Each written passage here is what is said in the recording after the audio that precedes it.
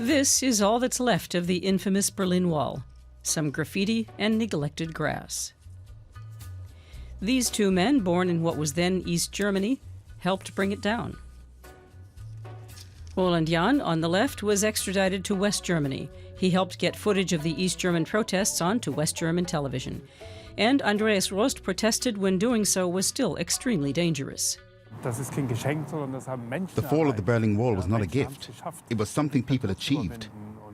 They toppled a dictatorship and can be proud of this. The small challenges we face today are nothing compared to this. But Andreas Rost disagrees fundamentally. The Leipzig photographer documented the radical transformation of East Germany. His pictures show the effects of Germany's rapid reunification and what was effectively East Germany's submission to the West.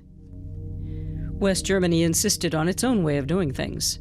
Most East Germans lost their jobs, and the country they had lived in vanished. We lost all faith in everything to do with the East. We thought West German milk and sugar was better than our own. Even their people were superior. Many West Germans wanted to profit. For example, those who judged one of East Germany's beauty pageants. It was held in Leipzig just 2 months after the Berlin Wall came down. Back then, I was shocked by how these human bodies were suddenly being exploited for capitalist gain.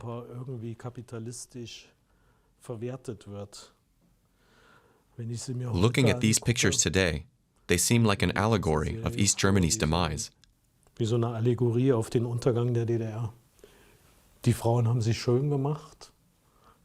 The ladies got dressed up, gave everything they had. And this fat, stupid jury just sat there, smoking cigars, grading them. Everything had begun so well. Crowds shouted, "We are the people." Roland and Andreas met on October 9th, 1989, at the most decisive rally at the time, just 1 month before the Berlin Wall came down. This footage was shot by friends, risking a lot. I'd smuggled cameras into Eastern Germany. My friends shook off the secret police and climbed the Leipzig church tower.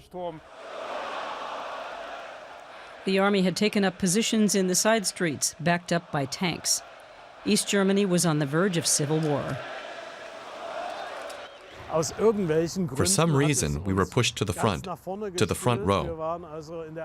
That hadn't been our plan. When the protest march started, we linked arms, as we had seen people do in the movies. We thought that's just what you do. But after a while, we realized that the police and the army were not intervening. They just let us march. The next day, footage shot by Roland's friends ended up on the West German news. It became obvious East Germany's days were numbered.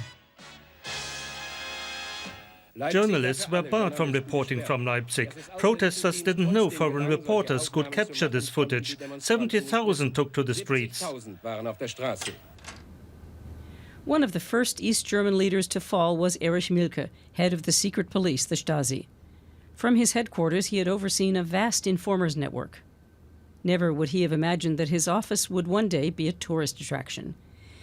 He used this safe to store compromising documents on East German leader Erich Honecker. Standing in Erich Mielke's former headquarters makes clear just what great symbolic meaning this has. We have visitors from 40 different countries who admire Germany for having toppled the dictatorship and for being this brave. It sends a strong signal and creates hope.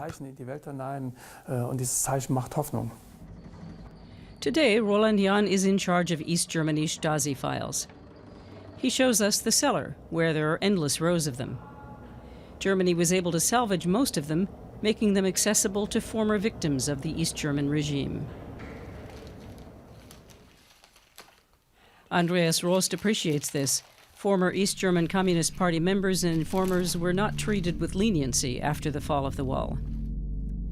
But he thinks other big mistakes were made. To this day, many East Germans feel they are not treated equally.